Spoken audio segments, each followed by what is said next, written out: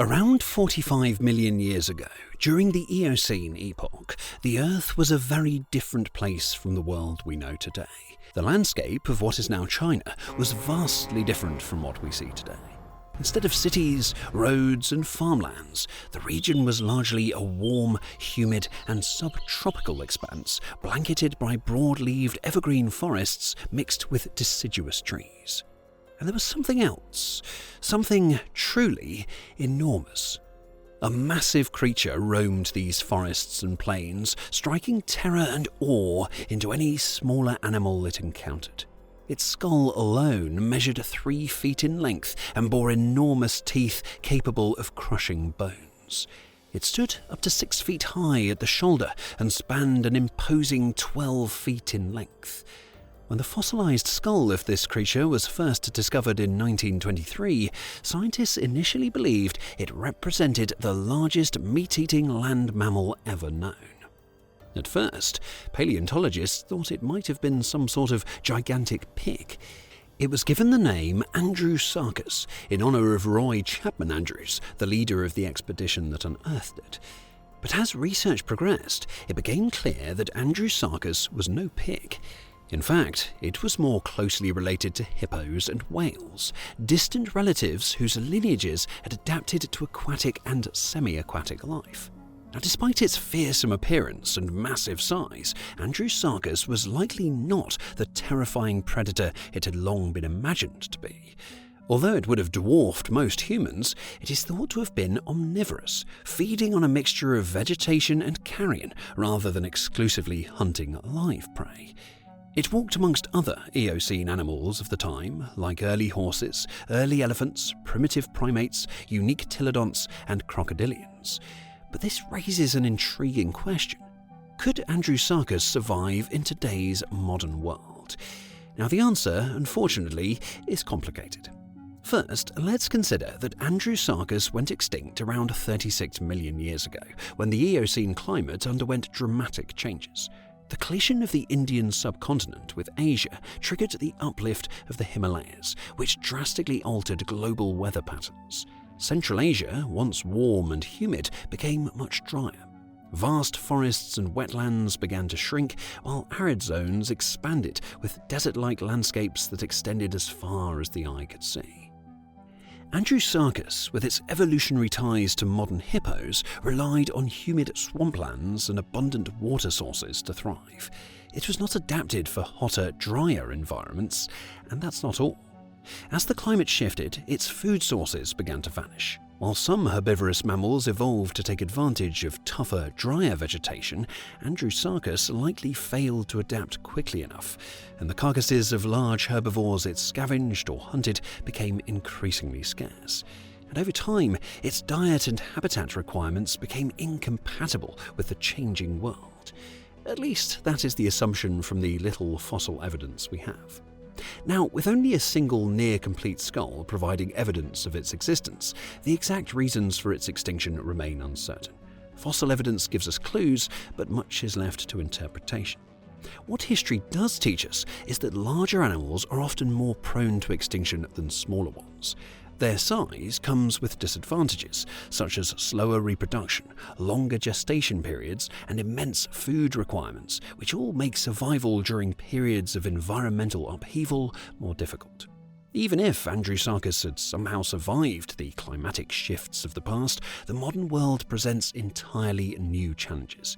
Back then, seasonal changes were far less extreme than today, meaning that Eocene animals did not need to endure harsh winters or prolonged droughts, which would have influenced their feeding and migratory patterns that are seen across a wide range of species today.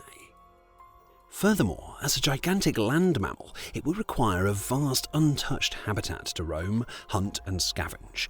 And while it may have thrived in China millions of years ago, that landmass today is dominated by human settlements, agriculture and fragmented forests.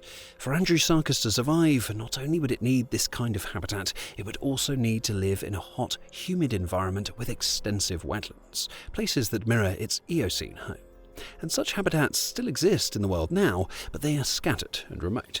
They can be found in South America, such as the Pantanal, the Amazon Basin, and Argentina's Iberá wetlands. Also in Africa, including the Congo Basin, Niger Delta, and South Sudan's Sud, which is one of the world's largest freshwater wetlands. And in parts of Southeast Asia and Australia, including the Sundarbans and tropical peat swamp forests. These areas share some of the characteristics that Andrewsarchus would have required: abundant water, dense vegetation, and a high diversity of prey species to hunt and scavenge. Yet, even in these regions, the challenges would be immense. Andrewsarchus's dietary requirements would present another major obstacle. The massive jaw of Andrewsarchus was not only impressive in size, but also uniquely adapted to this diet. Its teeth included broad molars and sharp incisors, capable of both slicing meat and crushing bone. Scientists have suggested that the creature's skull shape allowed it to exert enormous bite force, perhaps stronger than any modern terrestrial mammal.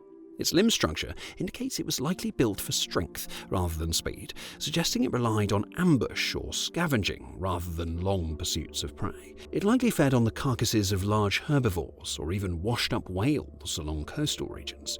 Some scientists argue that Andrewsarchus could have also been an active predator, hunting herbivorous mammals of the time. It is also possible that Andrewsarchus displayed some form of social behavior, perhaps traveling in small family groups or loosely coordinated packs to increase hunting or scavenging efficiency. Either way, surviving today would mean contending with prey that is far less abundant than in the Eocene. Many large herbivores today are domesticated, endangered, or protected in nature reserves, leaving few options for a predator of Andrewsarchus's size. Modern ecosystems are also populated by highly adapted predators, such as lions, tigers, wolves, crocodiles, and other carnivores, which would directly compete with Andrewsarchus for food. It would have to share or fight for limited resources, something it never faced in the vast expanses of Eocene forests and wetlands. Habitat fragmentation would be another insurmountable issue. Whilst you'd be forgiven for thinking that Andrewsarchus didn't have a large range during the Eocene owing to its fossil discovery in China, this may not necessarily have been the case. Now, unlike many prehistoric mammals that are known from multiple fossil sites, Andrewsarchus has an unusually limited fossil record. All confirmed remains come from a single Middle Eocene locality in what is now Inner Mongolia, China. This does not necessarily mean the animal itself had such a restricted range. Now, fossilization is an exceptionally rare process, and large terrestrial mammals are often represented by only fragmentary remains. It is therefore possible that Andrewsarchus occupied a broader region across Central Asia, particularly along river systems and coastal plains that dominated the Eocene landscape. The warm, humid climate of the time would have created extensive wetlands and forested lowlands, environments that may have supported large omnivorous mammals capable of travelling long distances in search of food. But regardless of the true distribution of Andrewsarchus, nowadays humans have carved up the landscape into cities, farms, and roads, leaving little room for a roaming giant. Even if Andrewsarchus could find enough food and water, it would be highly vulnerable to human conflict, whether through hunting, competition, or habitat destruction. The largest mammals today, like elephants, rhinos, and hippos, are already under serious threat from humans, and Andrewsarchus would face similar pressures. There is, of course, a slim chance that Andrewsarchus might thrive in vast remote wetlands, such as the Amazon Basin or the Pantanal, where rivers, swamps, and dense forests could support its massive dietary needs. It might scavenge large aquatic mammals along the coasts or prey upon ungulates within dense forests, carefully avoiding areas with high human presence. However, even in these environments, the creature would need to cover enormous distances each day to find enough food, a task that would be increasingly difficult in fragmented landscapes. Another challenge would come from the pace of environmental change in the modern world. Now, during the Eocene, climate shifts occurred over hundreds of thousands or even millions of years, giving species at least some opportunity to adapt or migrate as conditions changed. Today, however, ecosystems are changing at an unprecedented rate due to human-driven climate change, deforestation, and industrial development.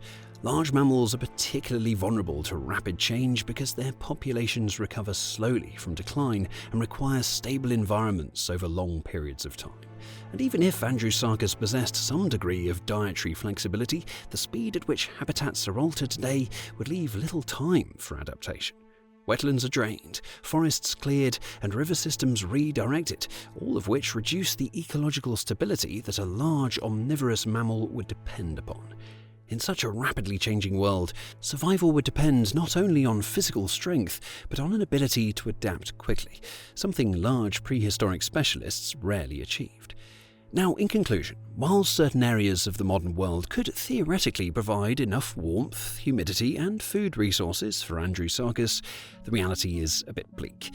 Its enormous size, specialized dietary needs, and requirement for vast territories make survival highly unlikely. The combination of fragmented habitats, scarce prey, competition with modern predators, and constant human interference would make it virtually impossible for Andrewsarchus to thrive as it once did during the Eocene.